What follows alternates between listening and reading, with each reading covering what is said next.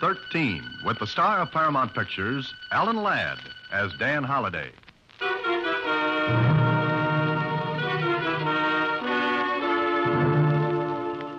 Take a letter, Miss Jordan.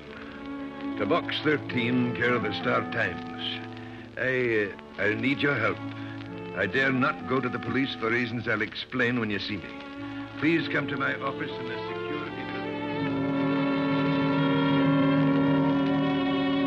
Please come to my office in the security building, signed Douglas McIntosh.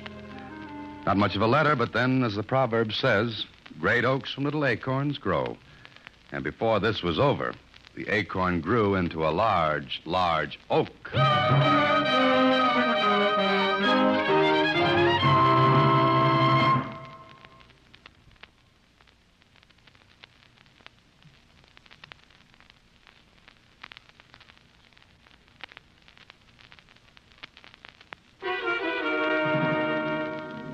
And now, back to Box 13 and Dan Holliday's newest adventure, Three to Die.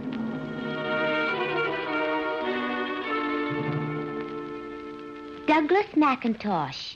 That's a Scotch name, isn't it? Ah, you can smell the heather, Suzy. Wonder what he wants. Well, if this man is the same McIntosh I looked up, he's building that new tunnel under the river. Gee, maybe he wants you to be a hedgehog. No, Suzy, they're called sandhogs. Oh, what won't they think of next? Well, I think I'll see what Mr. McIntosh has on his mind. I'll be at the security building, Suzy. Security building? Huh. It was the only security I was to know until the whole thing was over. Anyway, I went to McIntosh's office. I was shown right in to an oversized man who looked as big as the Washington Monument in tweeds. He didn't waste much time. So you're the man, eh? Yes, I'm the man. All right. You call me Mac. What's your name? Holliday. Dan Holliday. All right. Now, Dan, I'm in trouble. Trouble gets around. Fast. But look here, and I'll tell you quick. I'm a contractor. I bid on this new tunnel. Got the bid and posted my bond to finish the tunnel on time. So far, everything's clear. What now? Dan, I'm not going to finish in time. Well, why not? Now we're getting to the point, and a sharp point. You say you're running into trouble? Aye. Sabotage. Well, why don't you call the police? I can't, man. There'd be publicity. Unfavorable. I can't risk it. Oh, then what's my problem? Find out who's doing this to me. You suspect someone of doing it? Look, man, accidents like we've been having don't just happen. They're made. Broken air hoses, emery in the compressors, hundreds of delays, little things that add up to hours. Oh, I see. Another thing. So far, the men working for me think these things are accidents. But the moment they suspect somebody's doing the dirty work in that tunnel, they'd walk out. Sandhagen's dangerous enough itself. In short, somebody's trying to ruin you. Exactly. It would ruin me. The contract would go to someone else. They'd not get another contract for years. But what can I do? I'm not a detective. You see, I beg your pardon, Mr. McIntosh, but... Can't you see I'm busy? What do you want? Telegram. I thought you ought to see it right away. All right, read it. Well, Oh, it's all right. You can talk in front of him. Dan, this is Fred Harris, construction engineer.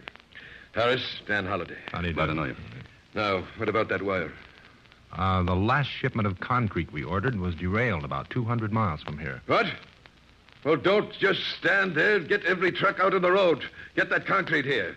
You ought to have enough sense to think of that without coming to me first. Go ahead, get it down. Yes, sir. You see what I mean, Dan? Another delay. Who's this Harris? He thinks he's going to be my son-in-law. Also, he thinks an engineering degree makes him a great man, that it takes the place of 15 years of experience. That's an argument I'd rather watch from the sideline. Well, go on with your story. Well, we have to finish in 3 weeks or I'll forfeit my contract. McIntosh told me everything he knew. It wasn't much. Only that whoever was doing the dirty work, causing accidents, delays, had to be working in the tunnel. So we went to the tunnel. But first, before I was taken down into the workings, I was given khaki coveralls and a fiber helmet. And a little metal tag to hang around my neck. Mac explained the tag. Every sandhog gets one of those. It's got his own number on it. Well, what's it for? Ever hear of caisson disease? Oh, the bends? Aye. Well, on one side of the tag, it explains the man is a caisson worker working under pressure. Oh, so if the disease hits him on the surface, he can be given proper treatment. That's it. There are 6 places in the city where that can be treated. The man is put into a chamber, pressure increased, then gradually decreased. Like a diver. If he comes up too fast, the nitrogen in his blood is forced into his tissues, causes pain. And sometimes worse. You seem to know a lot about it, Dan. I'm a writer. A writer has to know a little about everything. Then I hope you'll be able to tell me more about what's going on down there. All right, ready? I'm ready. Let's go.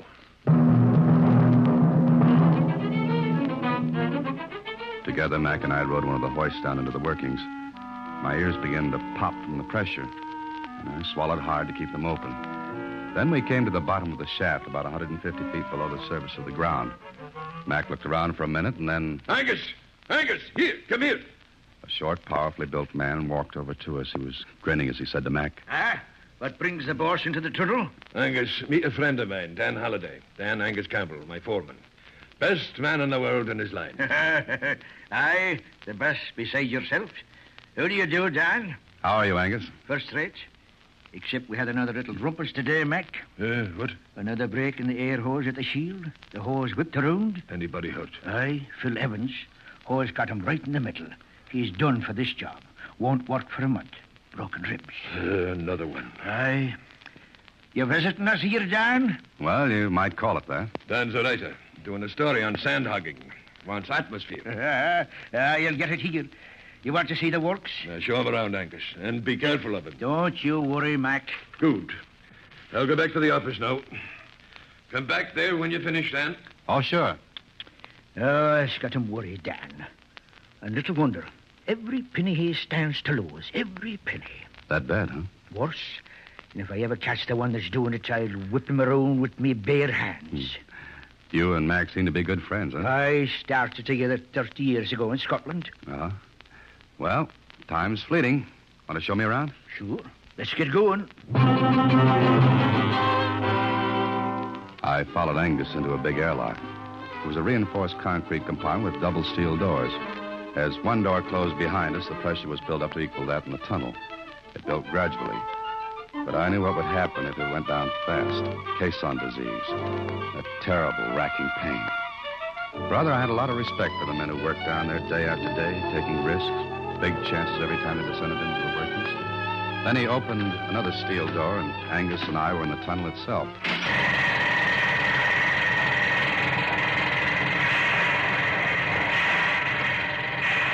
As soon as my ears became used to the noise, Angus guided me to a small, flat car. We got on and rolled down narrow-gauge tracks through the center of the tunnel. If you can hear me, this car runs down by gravity. Got a handbrake on it to slow it or stop. There's a motor for running back up. Saves time on a job like this. How long is this tunnel? This side's about a half-mile long now. This side? Aye. They started on the other bank of the river the same time we did. Oh. Did you have any trouble over there? No, only on this side. But we're keeping up with them. I'll keep driving till this thing's finished, accidents or no accidents. How much time have you got? 3 weeks. Think you'll make it? We've got to, or Mac stands to lose every nick. Look, there's the end of the track. I looked ahead. A tremendous scaffold rose into the air. Men covered it like ants, working with pneumatic drills, shovels, wheelbarrows. Dump trucks ran back and forth, filled with the mud and shale dug out of the wall of earth that lay ahead. I looked up, and I felt a little funny when I realized that right over my head was the river, and lots of clean, fresh air, while down here was nothing but the deafening noise of the hammers, and the thought that death worked right next to every one of these men. Angus noticed me gazing up at the scaffold. First time you ever saw anything like this, eh? Yes. What holds all that mud back? That shield and compressed air. Air? Just air holding back the river? Aye. You see, compressed air here in the tunnel is built up to a pressure equal to the pressure that's shoving down from above. Oh, in other words, if the pressure outside this tunnel is, 45 pounds per square inch, that's the pressure in here. Right. This may not be a good question, but what happens if the pressure in here gets less? We'd be crushed to jelly. Nice thought. That's no all. There's always the danger of a blowout. What's that? Sometimes we hit a weak spot in the riverbed. The bed won't take all the pressure we got in here. And you get a blowout. Like a tire blowing out. Aye. The men, machinery, equipment all blown to the surface of the river and into the air. Has that ever happened? Aye. And once, only once, mind you, a man lived to tell about it. Angus, I take off my hat to you boys down here. 1 million people drive through tunnels every day. Yet maybe not 1 in 100 stops to think how the tunnel was built. And what it cost. Not only in money, but in injury, in death. When a man takes to sandhogging, he takes to the dangers too, only. Only what? We've only got a half crew working today. Oh? Why? 2 men have been killed. And nobody wants to be the third. Superstition? Maybe. But lots of the men are staying home until the third. Well, what I said. Angus showed me the whole thing. Oh, there were a million ways in which someone could sabotage the works. Break an air hose, tamper with compressed air gauges, lots of ways. Then later, Angus took me to a complicated affair. It was like an elevator cage. In fact, it was an elevator, as Angus explained. This is the latest thing. Combination elevator and decompression chamber. Hop in, we'll go back up.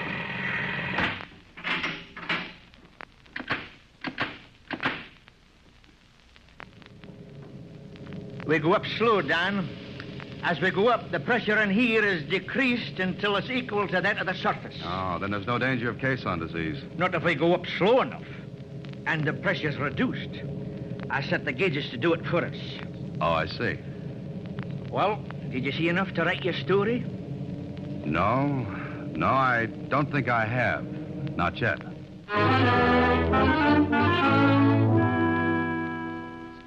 So, you didn't see anything, Dan? Of course not, Mac. How could I? I was hoping you might get an idea. Yeah, but I didn't. You going back again? What could I find? Try it, man. Oh, but I don't think I could find any... You advertised adventure. You couldn't get it in a better place. Yes, I know, but how could I explain myself down there? You're a writer. Use your imagination, man. Well, suppose I went back there as a worker. As a sandhog, you mean? That's it. But you don't know anything about it. I can handle a hammer, a shovel, You'd get dirty and tired. Every muscle in your body'd hollow out loud at you. Well, I can always say I'm doing it for my art. Be a sandhog, see how it feels, then write about it. By Harry, man, you've got it. All right, then. Starting tomorrow, you're a sandhog. Oh, that was the way to do it. But when I got home that evening, I thought about it. That huge scaffold. Men scrambling over it, the pressure within the tunnel holding back the tons and tons of mud and silt ready to come in and crush everyone. What if that pressure failed? What if they hit a weak spot in the riverbed and there was a blowout? The more I thought about it, the more inclined I was to... Yes? Telegram. Oh. Shove it under the door, will you? Right.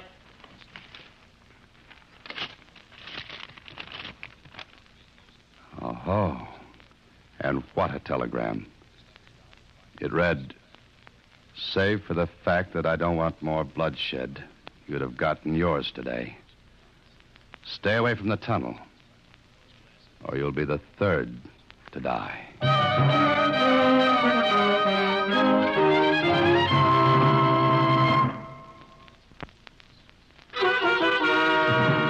And now back to 3 to Die, another Box 13 adventure with Alan Ladd as Dan Holliday.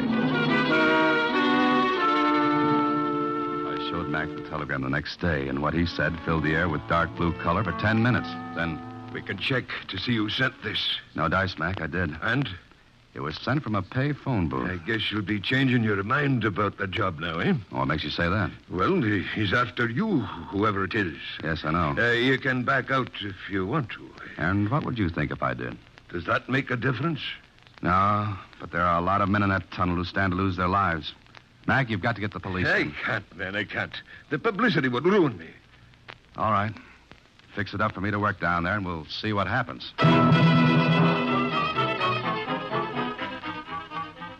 Okay, so I became a sandhog. For 3 days, I used muscles that thought they'd gone on a permanent vacation. Well, I woke them up, and they woke me up in the middle of the night, aching. Then one day in the tunnel, I was talking with one of the sandhogs. You know, Dan, You done pretty well, considering you're new at this. Oh, I ache, Joe. I ache all over. You'll get used to it. I don't think so. But, Joe, tell me something. Sure, what? What about these accidents down here? Oh, them. What about them? Well, maybe they're just part of the job. Well, what do you think? Well, some of them weren't just like accidents, that's all. I mean, well, like a hose break. 2 guys been killed. And what? Look out! Hey, you all right? Yeah. Yeah, okay. You? I had to shove you, Dan. That car would have clipped you in half. Yeah. Look into the decompression chamber. Huh? Harris? Yeah, Harris. Oh, See what I mean? That car didn't look like no accident. thanks, Joe. And this is one time I can honestly say I was glad I was shoved. That's okay. You know something? You were almost as safe to die. Before leaving the tunnel, I ran down to the spot where that car hit the stop bump at the end of the track. It was wrecked. But in the wreckage, I found something. One of the tags, like the one I had. This one had the number 57 on it. I slipped it in my pocket. Maybe one of the sand dogs had dropped it. Then, just as I was about to step into the decompression chamber, Angus Campbell came up to me and... Your shift's going off, Don? Yeah, I'm finished for the day. Almost in more ways than one. Huh? What do you mean? Come on, let's get in. I want to get back up. All right. Tired? I'm worried. I can guess why. Huh? Look, I know you're no writing a story on Sandhagen. I know why you're down here. Oh, you do? Aye. Mac's desperate. I want him to call the police, but he won't. How did you find out about me? You've been nosing around, then? That obvious, huh? Aye, but be careful, lad. Be careful. Yeah, I will be. Joe told me about the car that almost got you. Somebody sent it down the tracks. Aye. Angus, Aye? you've been with Mac a long time. 30 years. 30 years. Good ones, bad ones. And yet you stay with a job. I could have a top job on the surface. I see. Angus, got any idea who's doing all this? No. Harris? Huh? Why him? Mac doesn't like him. Ah, talk sense, Dan. What point in Harris's ruining his own feather-in-law? Father-in-law to be, Angus. Still no point? Then how about the protection insurance to cover the completion bond? Huh? You mean Mac might be doing this himself to get the insurance? Yeah, this could be. No, lad. The insurance wouldn't half cover the loss. No, that's no it. And why? I wish I knew. Competitors, do you think? Who are they? Brill and Company. But no, they wouldn't. They'd be too easy to find out. Men got a habit of talking. And talk gets around. No, Dan, that's no them. And then who and why? And why did someone try to kill me today? You get the answers to those things, Dan, and you'll have the whole thing. Well, we're up at the top.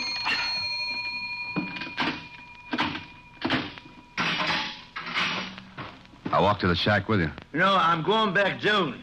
But I thought you were through for the day. I've still got lots to do. See you tomorrow.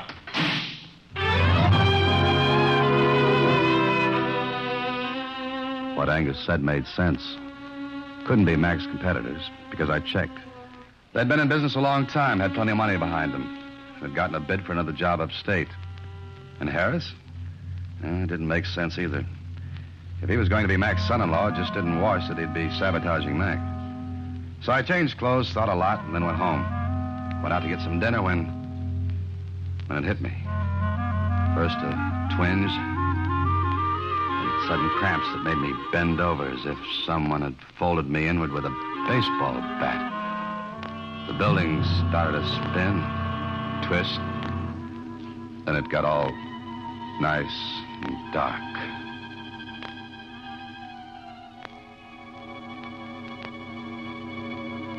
There you are. You're all right now.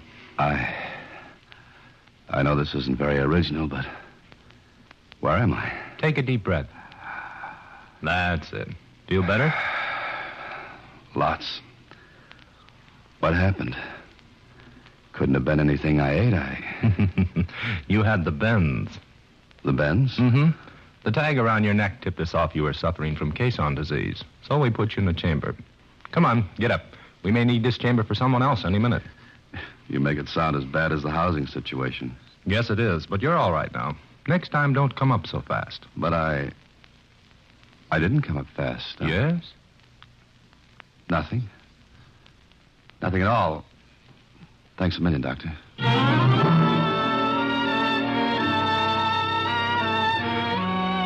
Well, it had me. Good. I knew I came up slowly. Angus had been with me. Oh, but that couldn't be. Not Angus. The next day I went back to the job. I had just put on my coveralls when an idea hit me. I searched in my pocket. Lose something, Dan? Huh? Oh, no, Joe. It's easy to drop something out of these coveralls. What's the number of your tag, Joe? Tag? Oh, the one we all wear in case we get the bends on top? Yeah. 502. Why? Got it on? Sure. Always wear it. Here it is. Uh-huh. Why? What are you getting at? I don't know. Listen, I'm going back for something I forgot. I'll be a little late on the job. Tell the section boss for me, will you? Sure. Where you going? You're all hepped up. Yeah. I guess I am, Joe. I'll be back. I went to see Mac. Told him he'd have to go into the tunnel that day and supervise operations. He thought I was crazy. Me? What for? To force your opponents into the open where we can get a shot at them for a change. I don't get this. Look, they're going after you, but by accidents. Things like that. So? But if you're in the workings, they might be tempted to wreck the entire tunnel with one stroke. You mean by going after me? That's it. You want me to lead with my chin like that? I'll call the whole thing off first. Lose the contracts. Money isn't everything. Exactly. You're right. But men have been killed down there. You've got to think of their lives, too. I do. Then get down with me. End this once and for all. Force them into the open. You're going, too? Yeah, because I've got an idea. But I can't prove a thing until we see the last play.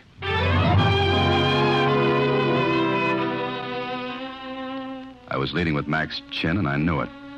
But mine was plenty sore, too, and that made me feel a bit better about it. Mac knew he had no choice, and so he decided to go with me into the tunnel. I went to my job, and it was a ticklish feeling knowing that any minute something might happen. Something that would make Joe, Mac, Angus, any one of us, the third to die. Or worse. Then... Hey, Dan. Notice something funny? Funny what? I could have sworn the mud down here wasn't this deep before. What do you mean, Joe? Look. Stand still. Look around. The mud's coming up. It's getting high. Yeah, it is. Joe, the pressure in here must be going down. Yeah. Dan, if it gets too low, that wall will come in on us. The whole river will be in our laps. Come on, let's get to the gauges. Dan, what's the matter? Pressure's going down in here. Come on. There's nothing wrong with the gauges. They read the right pressure. But they can't. The mud's getting higher. Look, the men are coming in. They've seen the mud coming up. But these gauges... Hey, there ain't no air being pumped in. The gauges are stuck. Jammed. Somebody jammed them so anybody reading them will think the pressure was okay. Get to the emergency compressors. Pressure's dropping fast. Get to the compressors. Get them on. I got them.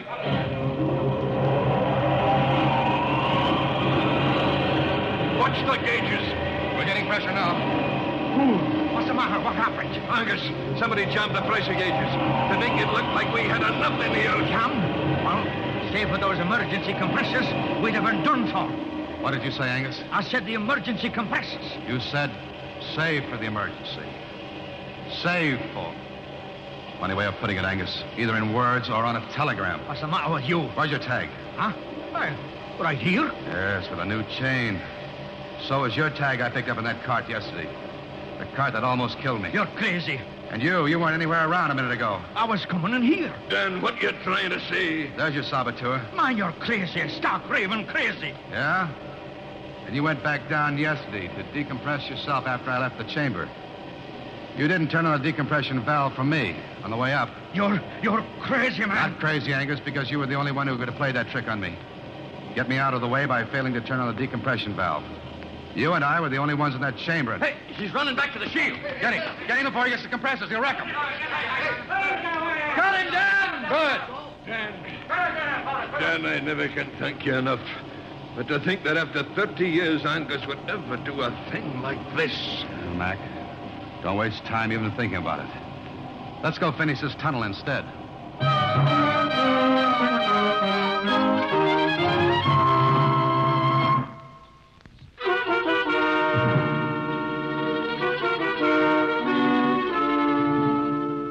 Gee, what was the matter with him, Mr. Holliday? Jealousy, Suzy? You see, he'd worked with Mac as a foreman. Then he saw Mac rise from a foreman to the owner of a big company.